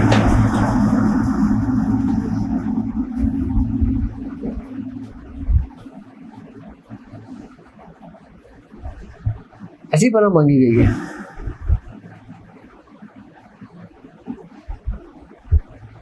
ये वोट दो थोड़ी होगा जो ऊपर से आके मिसाइल गिरेंगे धड़ धड़ धड़ धड़ आप खत्म हो गए, नहीं। ये ऐसा फितना होगा कि जो आपको जड़ों से खत्म करेगा, और आखिर में सिर्फ एक ही जड़ रह जाएगी। उस जड़ तक वो पहुंच नहीं सकेगा। वो कौन सी जड़ है? सिर्फ और सिर्फ मदीना मुनव्वरा है, कि जिसके बारे में हदीसों में है कि दज्जाल वहां दाखिल नहीं हो सकेगा। तो वहां जाके क्या करेंगे वो? अभी तो हम गैप में आ चुके हैं ना, जिसकी वैक्सीन लग रही है, शनाख्ती कार्ड के साथ इसका लेटर रजिस्टर्ड हो गया। सर आदम को बच जाएंगे, जिनका नहीं होगा तो उन्हें घरों में घुसे पे लगाएंगे। आप लगाओ, कुछ भी नहीं है, आप लगाओ। भाई दुनिया का तकाजा क्या है? तुम बच सकते हो। अभी तुमने इस्लामाबाद सफर करना हो, मजबूरी कहीं जाना हो तुमने, ठीक है, जहाज का टिकट लेते हो और तुमसे सबसे पहले क्या मांगते हैं वो? शनाख्ती कार्ड। आगे दौर में शनाख्ती कार्ड में आपको एक नंबर इश्यू हो जाएगा, जो अभी इश्यू हो चुका है बाहर मुल्कों में। तो जब तक आप वो कार्ड नहीं दिखाओगे आप सफर नहीं कर सकोगे।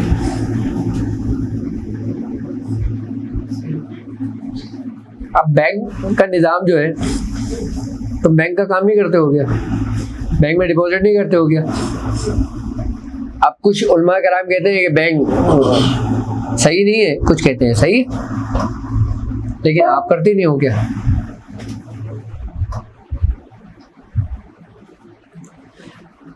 दुनिया में रहकर, दुनिया में जब आप हो तो फिर दुनिया के कानून से चलोगे ना।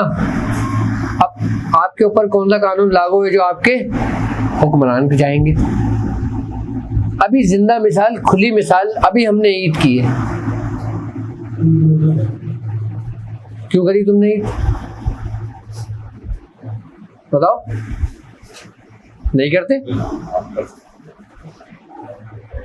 क्योंकि हम एक सिस्टम के तहत चल रहे हैं। हमने करनी पड़ेगी। अगर कोई हमें दवा पिलाता है हमें पिलानी पड़ेगी।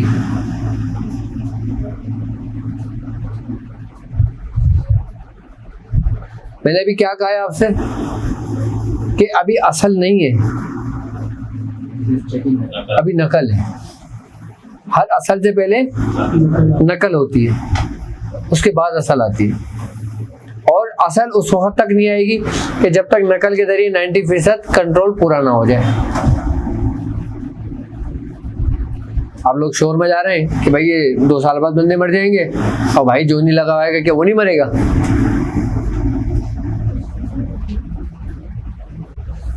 बताइए मुझे।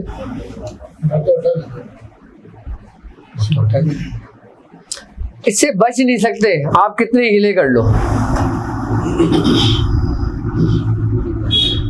अभी आपके जरा सा दर्द उठता है, क्या आप सबसे पहले कहाँ भागोगे? खत्म हो गई बात।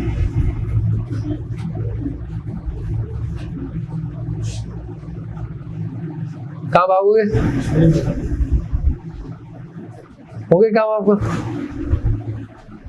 जिस तरीके से बच्चों को जब पैदा होते हैं इनके पैदाइशी टीके लगाए जाते हैं, क्यों लगवाते? बीमारी से बचने के लिए।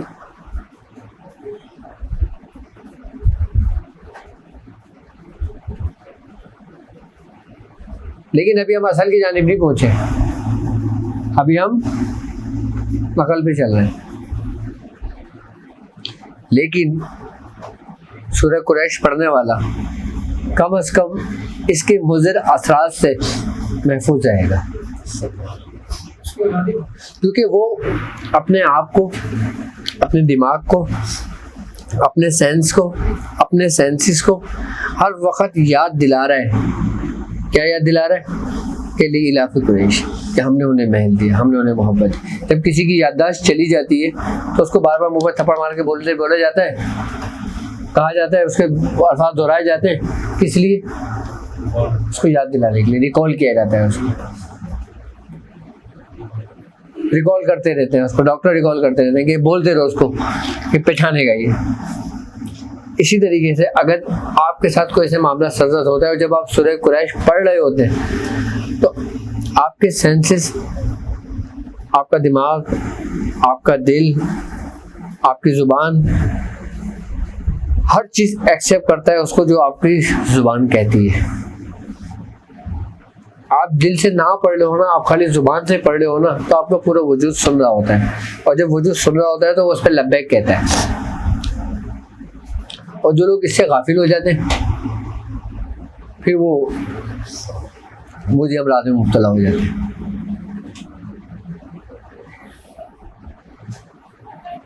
यानी कि सूरह कुरैश पढ़ने वाला इस फितने से महफूज रह सकता है उस वक़्त तक जब तक वो इसके साए के नीचे,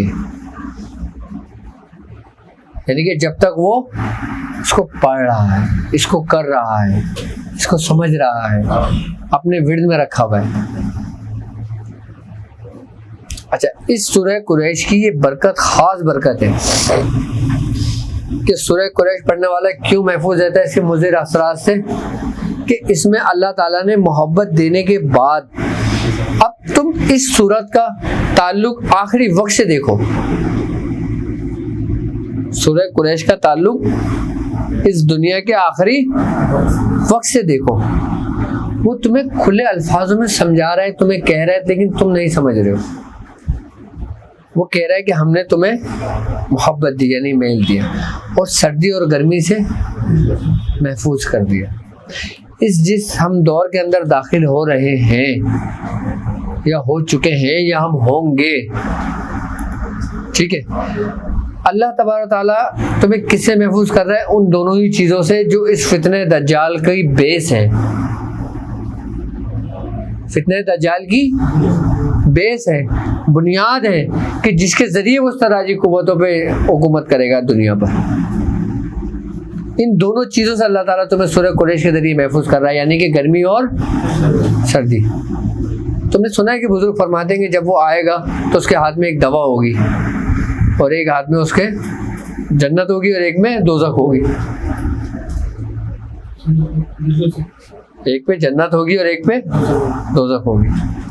अच्छा, तुम्हें अल्लाह तबारक ताला ने महफूज कर दिया तमाम गर्मी से, यानी कि उन मखलूक़ात से, उन शयातीनों से जो अल्लाह तबारक ताला दज्जाल के महतेत कर देगा, उनको बाकायदा हुक्म करेगा। हदीसों में है ये बात कि जब दज्जाल खुदाई का दावा करेगा तो अल्लाह तबारक ताला मशरिक के शैतानों को, मशरिक के शयातीन को आज़ाद कर देगा और फिर वो शयातीन वहाँ से आज़ाद होकर दज्जाल के साथी बनेंगे। ये हदीस में मिलती है बात। और जब वो शयातीन उसके दज्जाल के साथी बनेंगे फिर वही उस निज़ाम को बिगाड़ेंगे, निज़ाम को चलाएंगे कि जिसके बारे में वो कहते हैं ना कि वो बड़े बड़े अपने इस्तदराजी कुव्वतों के जरिए, जिसको हम कहते हैं कि करामत दिखाएगा, ये वो चीज़ें दिखाएगा, वो अजायबात दिखाएगा लोगों को, वो उन्हीं शैतानों के जरिए दिखाएगा। अच्छा, अब सूरह कुरैश पढ़ने वाला, उस पर अमल करने वाला इन तमाम शयातीनों से महफूज हो गया। किसने महफूज किया? किसने महफूज किया? अल्लाह ने महफूज किया। और जिसे अल्लाह महफूज रखे, और अच्छा अल्लाह महफूज तुम्हें कब करेगा? कि जब वो तुम्हें तौफीक देगा। तुम्हें तौफीक कब देगा? कि जब तुम उसके रास्ते पर होगे, उसको पढ़ रहे होगे, उसको जिक्र में होगे। उसकी तौफीक इसी सूरत में मिलती है ना कि जब तुम उसको पहचानते हो तो वो तुम्हें पहचानेगा ना, जब तुम उसको जानते हो तो वो तुम्हें जानेगा ना। अभी आप ये चीख चीख के करना शुरू कर दो, रिजवान रिजवान नाम लेना शुरू कर दो, बाहर से जो रिजवानों को कभी तो आवाज देगा ना आपको, हाँ भाई कौन है जो आवाज दे रहा है मुझे, ये करीब आएगा ना रिजवान पूछने के लिए कि भाई क्यों आवाज दे रहा है, क्या बात है, और तुम आवाज ही ना दो, तुम तो गाफिल हो, फिर तुम्हें तौफीक कौन देगा? तौफीक भी तुम्हें उस वक्त मिलेगी कि जब तुम उसको पुकारोगे, कोशिश करोगे। अब इस दौरे आखिर का सूरह कुरैश से ताल्लुक गर्मी से महफूज कर दिया, यानी कि तमाम शयातीनों से महफूज कर दिया। अच्छा, अब दज्जाल जो आएगा वो दो कुव्वतों पर आएगा। सबसे पहली कुव्वत उसकी जादुई कुव्वत, यानी कि जिसको हम इस्तदराजी कुव्वत कहते हैं। दूसरी कुव्वत जो शयातीन की कुव्वत। अच्छा, दोनों का ताल्लुक गर्मी से, यानी आग से, और एक ऐसी आग जो जहन्नम का ईंधन है, एक ऐसी आग कि जिसका ईंधन इंसान होंगे, जिसका ईंधन पहाड़ होंगे, पत्थर होंगे। उस आग से अल्लाह ने तुम्हें महफूज कर देना है। किस आग से? कि जो दज्जाल के मातहत हो। अब सर्दी से महफूज एक वार इसका कौन सा है? जो जादुई वार है, जो शैतानी वार है। और दूसरा वार इसका कौन सा है? जो उसके आने से पहले उसके लिए तैयारियां की जाएंगी जदीद टेक्नोलॉजी के जरिए, यानी वबाओं के जरिए।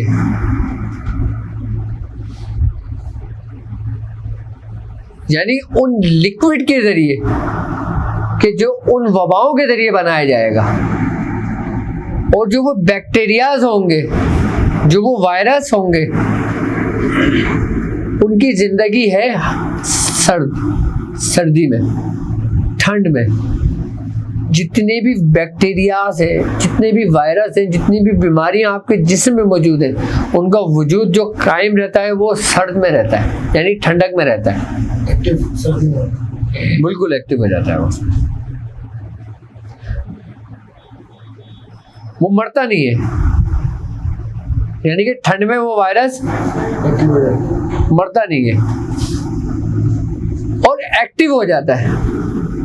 और जब वो एक्टिव होता है तो हर एक्शन का रिएक्शन होता है, फिर वो जिस्म के अंदर फैल जाता है।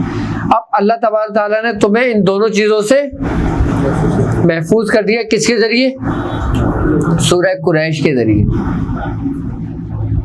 यानी कि इसकी जो पहली आयत थी,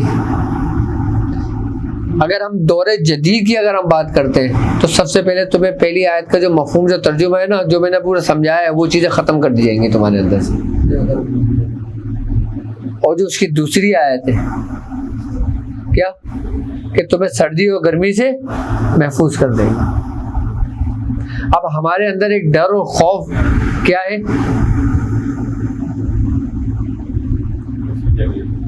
क्या नहीं, मौत का खौफ है, डर रिस्क का है। भाई तुम्हें डर है ना कि यार तुम्हें कारोबार में नुकसान ना हो जाए, तुम्हारा रिस्क की बंदिश ना हो जाए, रिस्क बंद ना हो जाए, यही डर है ना इंसान का। और खौफ किसका है? जबकि दोनों चीजें होना है, इसको कोई नहीं डाल सकता। जब तुम्हारी मौत वाक़ई होगी तो तुम्हारा रिस्क खत्म होगा। और सूरह कुरैश पढ़ने वाला अल्लाह ताला इन दोनों खौफों से महफूज कर देता है। और शैतान दज्जाल कहेगा ना कि तू मुझे खुदा मानता है तो मैं तुझे क्या दूंगा? अनाज, खुराक, और अगर तू नहीं मानता तो भूखा मर, तुझे मौत दे दूंगा। और सूरह कुरैश पढ़ने वाला भूख से भी महफूज रहेगा और खौफ से भी महफूज रहेगा। सूरह कुरैश का दौरे आखिर से बहुत गहरा ताल्लुक है, अगर आप इसको समझो, मेरी इन बातों को समझो जो मैं समझाने की कोशिश कर रहा हूँ। सूरह कुरैश का दौरे आखिर से बहुत गहरा ताल्लुक है। भाई तुम उसके जो खुदाई का दावा करेगा, तुम कब एक्सेप्ट करोगे कि जब तुम्हें किसी चीज की क्या होगी? जरूरत। तो बोलोगे अच्छा भाई तू दावा करता रह कर अपने पास रख, मुझे तो खुराक दे, अनाज दे। ये हिले होंगे किसके? मुनाफिकीन के। और जो मोमिनीन होंगे वो भूख से भी महफूज होंगे उस वक्त। भूख उनका कुछ नहीं बिगाड़ सकती। क्यों? क्योंकि अल्लाह ताला ने महफूज किया है। लेकिन किस वक्त? कि सूरह कुरैश की तीसरी जो आयत है उसमें में क्या कह रहे हैं वो? कि तुम मेरे घर की इबादत करो। अब यहाँ पे बात हो रही है कि उसके घर की इबादत करो। उसके घर की, उसका घर क्या है? इंसान का कल्ब।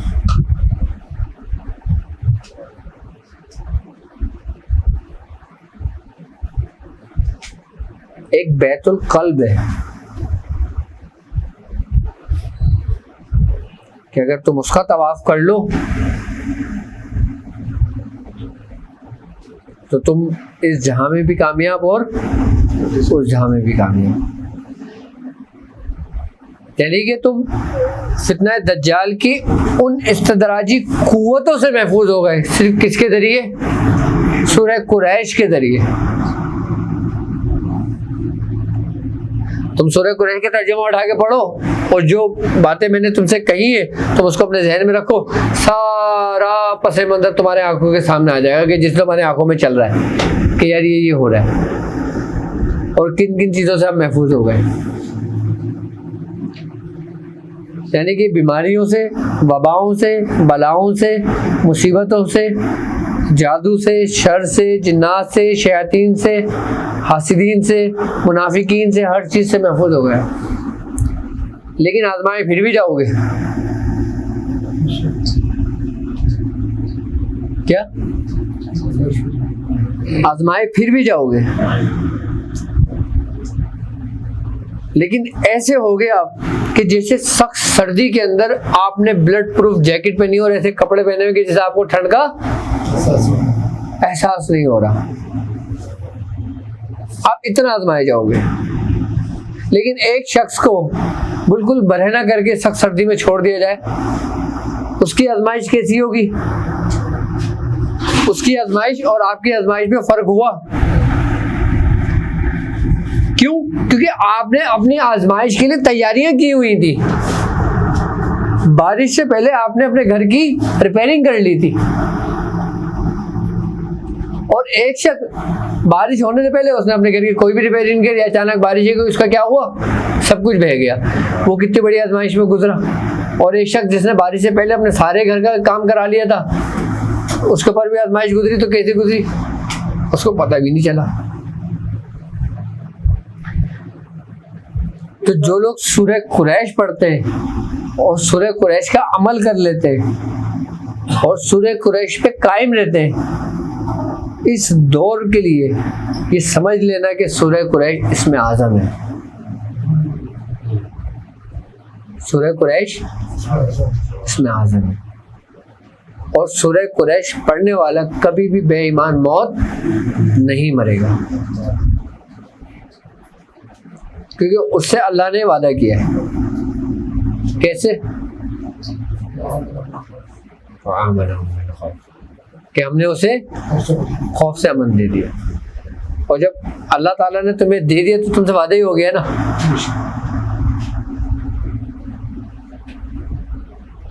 यानी कि तुम इस फितने दज्जाल के खौफ से भी महफूज हो गए। हम जिस दौर में चल रहे हैं और जो हमारा इब्तिदाई दौर है, जो बीमारियों की सूरत, वबाओं की सूरत, मुसीबतों की सूरत में हम पर नाजिल हो रहे हैं,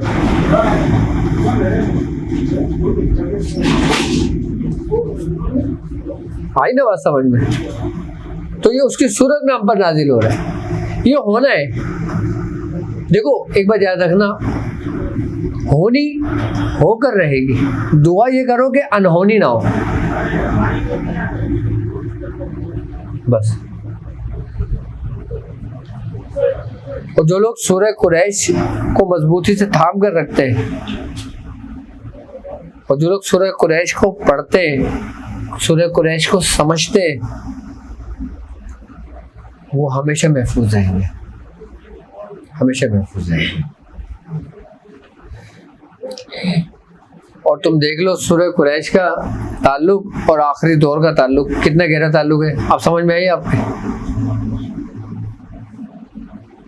कि आखिरी में सूरह कुरैश के तसर्रुफात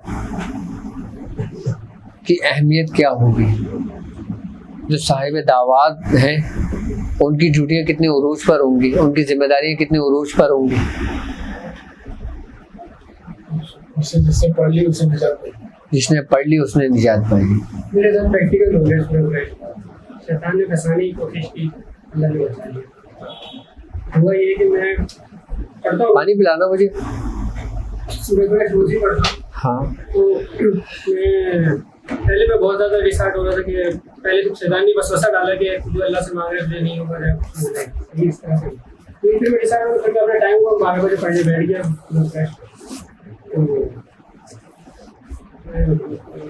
दिल में ये ख्याल आया कि बुजुर्ग शायद मदद के लिए आए, लेकिन फिर हज़रत अली रज़ी अल्लाह से लिखा हुआ नजर आया सामने, मतलब बहुत बड़ा येलो रंग में। तो मैं चलो मुझे थोड़ी खुशी हुई कि चलो कुछ नहीं तो चलो उसको हासिल हो, मुझे ऐसा लगा कि रूहानियत उसमें से मेरे अंदर दाखिल हो गई है। लेकिन कुछ ही देर बाद दिल में आवाज़ आई अल्लाह अल्लाह, खुद ये दिल में शुरू करना शुरू किया। उसके बाद मुझे वो अली जो लिखा हुआ नजर आ रहा था रिश्ता ना, उसमें मुझे बकायदा शैतान नजर आया बैठों में, जो 200 वाला बकरे के मुंह वाला जो होता है उसमें। फिर मैंने जो पढ़ा तो उसको आग लगे वो भाग गया। देखो एक बार याद रखना, रूहानियत तुम्हारे अंदर डायरेक्ट मुंतकिल नहीं होती, रूहानियत डायरेक्ट नहीं आती, रूहानियत किसी के जरिए आती है। आई बात समझ में? डायरेक्ट कुछ नहीं होता, हर चीज एक सिस्टम के तहत चलती है। अगर हम सूरह कुरैश पढ़ रहे हैं, हम ये समझते हैं कि रूहानियत हमारे अंदर पैदा हो रही है। आई बात समझ में? हमारे अंदर रूहानियत पैदा तो होगी, लेकिन वो कायम मकाम कैसे होगी? वो एक जरिए से होगी। कौन सा जरिया है? वो तुम्हारे उस्ताद के जरिए, तुम्हारे मुर्शिद के जरिए। यानी कि तुम एक चीज मशीन चला रहे हो, अब जैसे सपोज कि कोई मोटर चल रही है कि जिससे बिजली पैदा हो रही है। अब बिजली पैदा तो हो रही है, उसको स्टोर कहाँ कर रहे हो? कहीं तो स्टोर करोगे ना उसको, कि जिसके जरिए फिर वो मुख्तलिफ जगहों पर डिस्ट्रीब्यूट होगी। अब तुम रूहानियत तो सीख रहे हो, रूहानियत तो कर रहे हो, स्टोर तुम्हें पता है कहाँ हो रही है?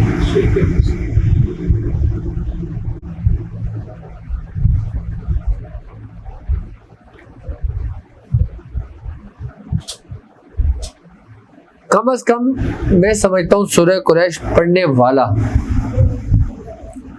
और इस तरतीब और इस तरीके से पढ़ने वाला, उसकी पढ़ी हुई कोई भी चीज जाया नहीं होगी।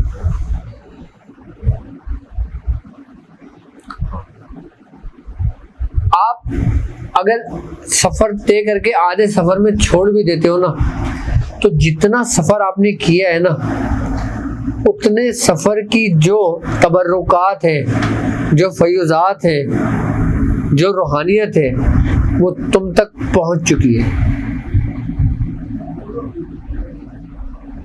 वो तुम तक, और फिर वो तुम्हारी औलादों में मुंतकिल करना तुम्हारा काम है। तुम अपनी औलादों में मुंतकिल कैसे करोगे? जब तुम सफर पूरा करो। चले, मैं ख्याल से आज सख्ती वक्ती भी कर रहे हैं ये लोग, और यहाँ तो माज भी नहीं है किसी के पास, 2-3 के पास ही है बस।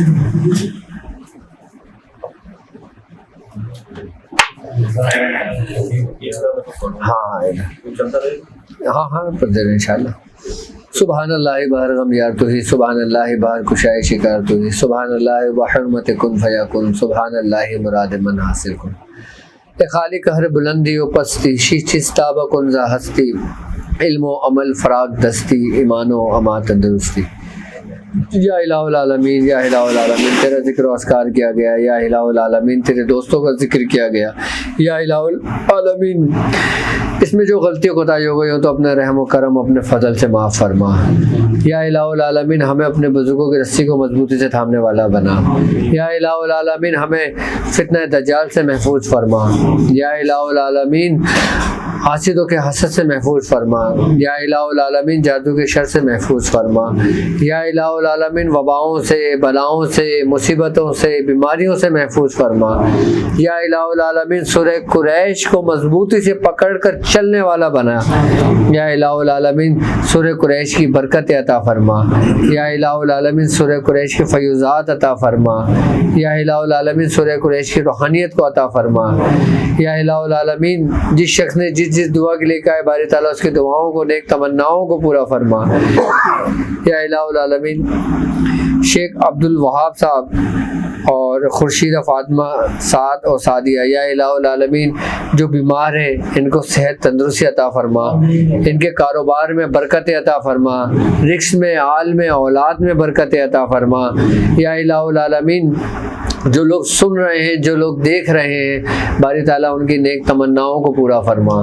या इलाहुल आलमीन उनको सूरह कुरैश के लश्कर में इस्तकामत अता फरमा। या इलाहुल आलमीन इस रूहानी सफ़र को मुकम्मल करने की तौफीक अता फरमा। या इलाहुल आलमीन इन चंद लोगों को उन चंद लोगों में शामिल फरमा जिनसे तू राज़ी हुआ, जिनसे तू राज़ी हुआ, जिनसे तू राज़ी हुआ। सुब्हान रब्बिका रब्बिल इज़्ज़ति अम्मा यसिफून व सलामुन अलल मुरसलीन वल्हम्दुलिल्लाहि रब्बिल आलमीन। सल्लल्लाहु अलैहि व सल्लम।